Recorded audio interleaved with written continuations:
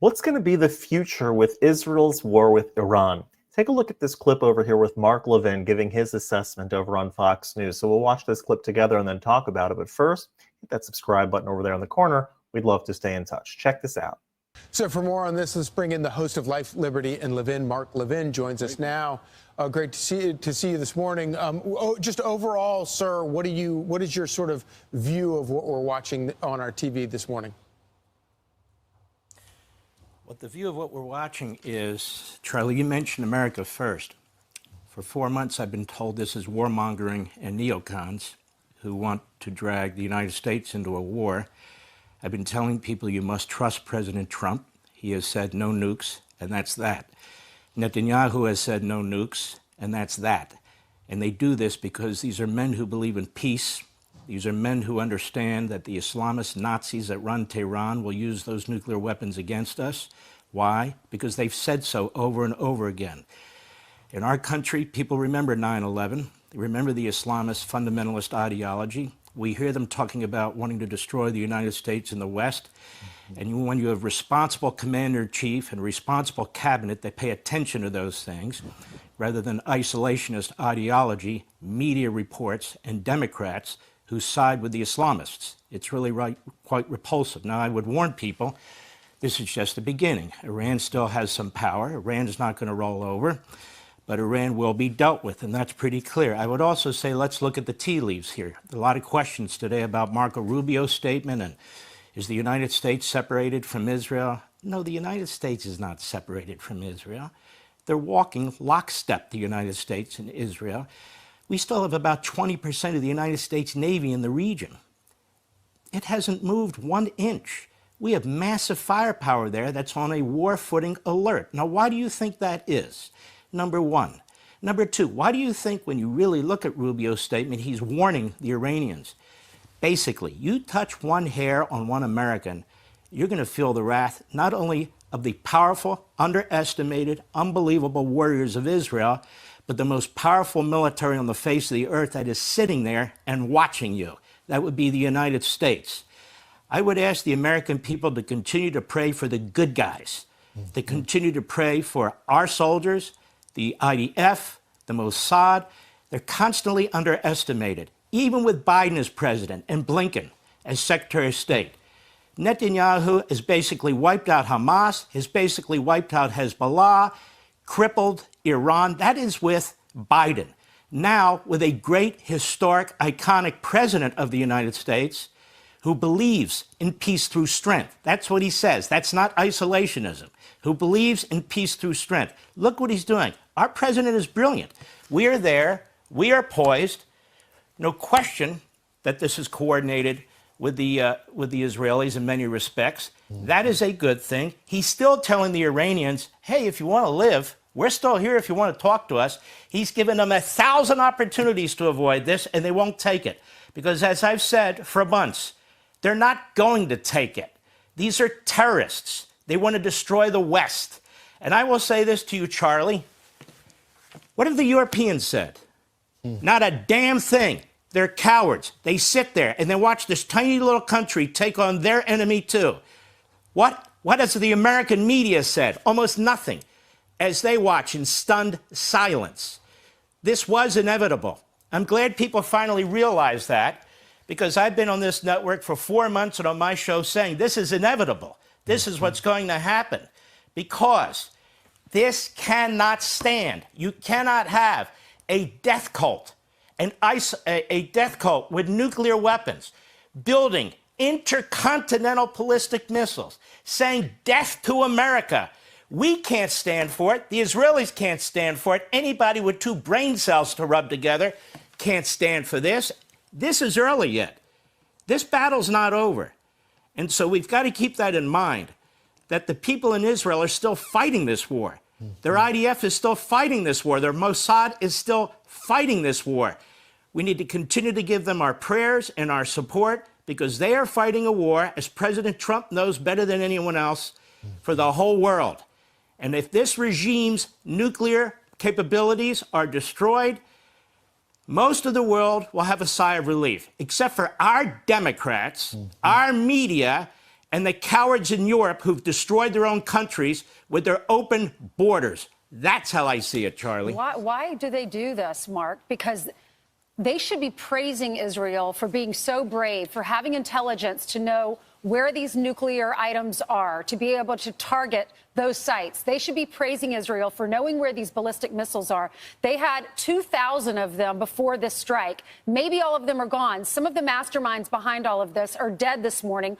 One of them was very involved in October 7th. So why can't the rest of the world get behind Israel and support Israel for saving all of our lives? For several reasons. There is this horrid anti-Semitism that's spreading throughout the West that has been funded in many respects by the very forces the Israelis are fighting, because they believe if they can weaken the West and undermine its support for Israel, they will have victory. It's going on all through France, all through Britain. And what do? They're trying to figure out how to get a Palestinian state, go around the Americans. And our great president has said, no damn way. That's not what's going to happen. I mean, if Joe Biden were president, none of this would be happening right now. Our president is making sure the Israelis have the weapons that they need. Our armed forces are there. They're staring down the Iranians, too. Our Secretary of State put out a statement that made it clear, hey, here's how I read his statement. Don't think because we're not involved in this wave of attack that we won't be if you screw with us. That's what his statement said. So people need to read the tea leaves and understand what's going on here. This is really MAGA. This is really America first. This is peace through strength, as Reagan said it, and Trump has said it. And if the Israelis are successful, and God willing they will be, can you imagine the peace that will spread in the Middle East? Can you imagine what the other Arab countries will do? The Arab countries, except for maybe Qatar and a few others, are rooting for Israel. The Iranian people, the Persian people are rooting for Israel. The heads of Western governments, these cowards who put out these statements, they want Israel to win too. And so do the American people. Over 84% of the American people have said, no nukes for Israel. It's just that I'm a realist. That's right. I know that terrorists don't make deals and they don't mean to keep them. That's what history shows us. That's what experience shows us. And these bastards are the biggest terrorists on the face of the earth. But Mark, it wasn't just a blow to Iran, but the Islamists in the middle of our street who are saying death to America, who have the propaganda of Hamas, that are roaming our college campuses, that are going in the middle, that are straight up anarchists, who carry the flags of Hamas, who's calling for a global intifada. They felt that blow from yesterday as well, right? Well, maybe so, but they're not going anywhere without the help of Donald Trump. Donald Trump, I'm telling you, he's fighting the anti-Semites. He's fighting the Islamists. He's up against these radical left-wing judges. He's up against a Democrat Party that's waving around a constitution that they hate, that they've spent 5 years telling us was written by white supremacists and slave owners. And then they wave it around, not in defense of the American citizen, in defense of the jihadis, in defense of the illegal aliens, in defense of Palestinians carrying their flags, Mexican citizens carrying their flags, burning the American flag. All of a sudden, we hear about the Constitution and due process. Not when it comes to the J6ers, not when it comes to American citizens. No. All of a sudden, I want to say something very quickly, Lawrence, to these reprobate Democrats in Congress who are attacking Israel and undermining them in the face of this war. You are disgusting. You are pathetic. You are backing Islamists who attacked us on 9/11. You have no heart, you have no soul, you have no support for the West, for freedom, for our country. Your hate is dripping from your lips. You physically assault our ICE agents. You give aid and comfort to murderers and criminals who are here illegally. You give aid and comfort to Islamist regimes like Iran. You are pathetic. The Democrat Party does not support this country. Listen to them. Listen to Bernie Sanders. Listen to Tim Kaine. Listen to this jerk from Connecticut. What is his name? Murphy. Watch them. Listen to them. They're everywhere. Write down their names and remember in the next election who these people are who are rooting against the West and rooting for the enemy. Keep names and hold them to account. So when it comes to the whole America First movement, President Trump was actually asked about this when it comes to the U.S. getting involved in Iran in any particular way. President Trump responded that he was he coined the phrase America First. Nobody was really talking about America First before he came on the scene. And he said that how can you have America First if you have an evil regime like Iran that's constantly threatening the United States, wants to acquire nuclear weapons, and then says in the same breath, death to America and death to Israel. And that as soon as we eradicate the little Satan, Israel, we will go to the big Satan, America. How can that not be America First by dismantling by dismantling their nuclear capabilities? Now, I'm not for America being involved in a boots on the ground sort of way, just with moral support and giving them the green light. Let Israel do what it's got to do. But how is that not America First? America First, as has been said many times, does not mean America only. It means putting the interests of the United States first. And Israel should operate as Israel first. And Israel is operating as Israel first by going after Iran. Happens to be that many other nations, Western nations and Arab nations, benefit from a denuclearization of Iran. It was tried for the last few months not to have to do any sort of military involvement. There was all sorts of deals on the table and stipulations that were constantly being rejected by the Iranians.